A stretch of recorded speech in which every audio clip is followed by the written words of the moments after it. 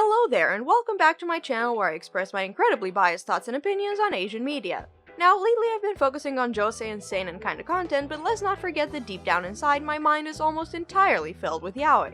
Also, I need to ask you guys a favor. As you might know, it's hard to talk about yaoi on YouTube without getting age restricted and shoved in a corner along with all the other sinners. Big YouTubers get around this by heavily censoring and then releasing the uncut versions on Patreon, but for smaller creators that's not an option. So, if you're a yaoi fan like me and you want your juicy meat action, please subscribe. It's the only way we can hope to put out more yaoi into the world like this wonderful video that now you have to be over 18 to view. That's the distinct tang of a liar. Anyway, while I put my heart back together after the latest Sizer betrayal, let's talk about the latest yaoi I've had the displeasure of watching. 6 Lovers. Roll intro.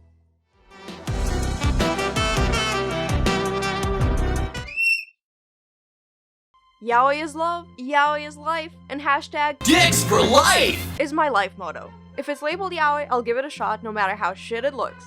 When I first heard about 6 Lovers, I originally thought we'd get something like a 20-minute episode per story. You know, kinda like a pilot to see if the fans might want a full series or another OVA. Well, fuck me, because that is absolutely not what they decided to give us. There's the age-old saying, give the fans what they want. Interpretations of that differ from person to person, but I'm going to take a wild guess that it doesn't mean give them the lowest possible entertainment you can shit out. So let's check this out. I guess 6 Lovers decided to start us off on a high note because the first OVA has a semblance of a story and goal. Tuck that away in your brain for a moment.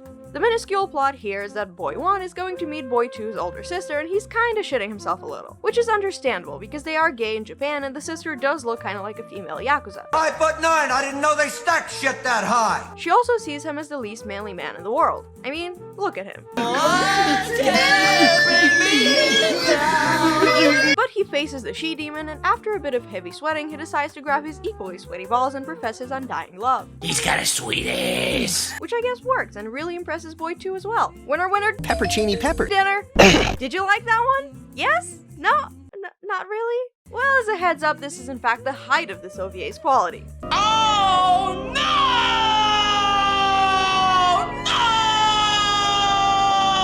I'm very sorry.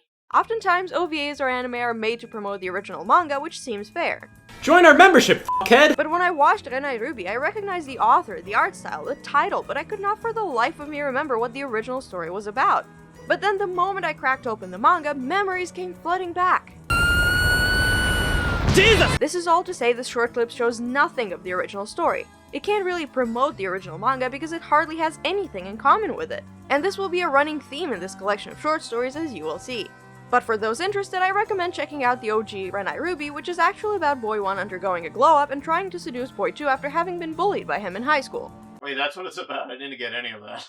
Well, no fucking wonder! Instead of a cat girl, meow, we get a cat boy. Meow! And it's about as awkward as you'd expect it to be. Angry. And most of the time he's really just a plain old cat with just one difference. He's got some really pink nipples. If you're a fan of a guy playing with a cat's nipples for 2 minutes, you might get a kick out of this. The manga is also surprisingly graphic. Maybe this is just me, but I don't really like when a yaoi starts with sex. You get me? Even when I'm in maximum horny drive, I don't want balls in my face right away. Let's get to know each other. Break my heart first, then we'll get steamy. Steamy. All in all, this is really not my thing, so I don't have much to say about it. Moving on. Destroyer. In OVA 1, we were at a 5 out of 10. In OVA 2, we were a 3.5 out of 10. In OVA 3, we have officially taken a sharp turn off a cliff because I barely have any idea what I just watched. And not only do the story and characters take a dive, but the animation as well. We have officially devolved into stick figure levels of quality. Do something. I did. Well, here's my best summary of the thing. Golden Week is about to start and 2 men are headed to look at all the pretty flowers. The older one is a day drinker. I drank some bleach all the way down to the blue. While the younger one is a bit confused by that, and then is quickly okay with it. Keep your bones healthy! Then for whatever reason, the old one briefly sees an image of his partner severely injured. Oh man. Oh god. Oh man. Oh god. Oh man. Oh god. Oh man. Oh god. Oh man. Oh no! I couldn't tell you if this was somehow the guy seeing into the future or him just having an episode because of how out of context everything is, but the older man immediately starts making out with the younger one. And that's the end. That doesn't make any goddamn sense. I learned a lot from this short. The lesson is, don't try.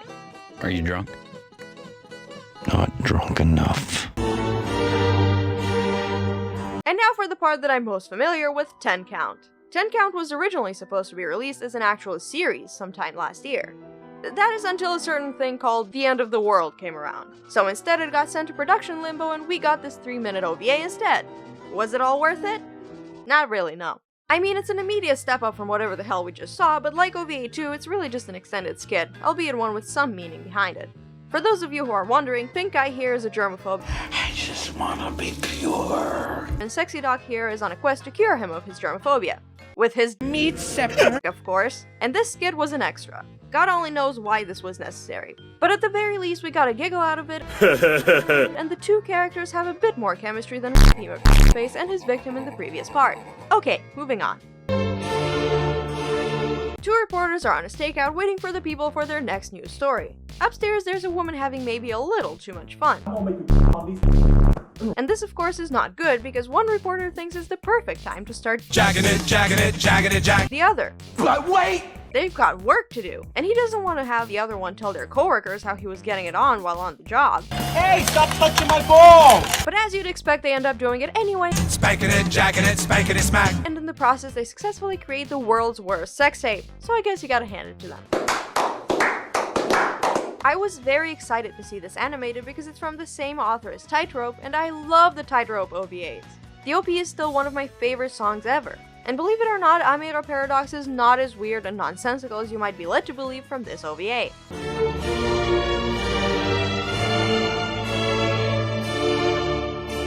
And now that we have reached the 6th and final part, I guess the creators felt a little bit of pity for us and gave us an actual extra. You know, since Seitokaichou Chuukoku is already an adapted work and it makes sense to have an extra for it. Because again, if you have no clue who those two are, you'll get nothing out of this. That being said, it gave me a hint of a warm fuzzy feeling because it reminded me of my first date and that first awfully indecent attempt at holding hands and sneaking a kiss in a dark alleyway. But just like each of the stories that came before, this one is over before you know it. Great success. In conclusion, I give this OVA a Y out of 10. I have a question. For God. Why? I feel for the poor animators who were probably held at gunpoint while on their bathroom break. Big smile. Everybody's happy. Because I can't imagine this level of quality to be possible unless the crew was working on it amid a bad case of diarrhea. I have a bad case of diarrhea. Japan, please pay our animators better. We're all starving for more yaoi. I promise you, we'll give you our hard-earned money. Just try a little harder. Anyway, I hope you enjoyed this video because I am guessing that you didn't enjoy the OVA. You probably like this a little bit better than that.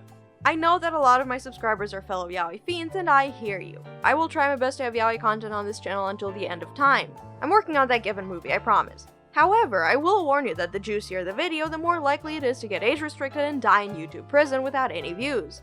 Therefore, I have to pick my battles and be a Christian channel for the most part. I have come. Thank you for understanding, and see you next time.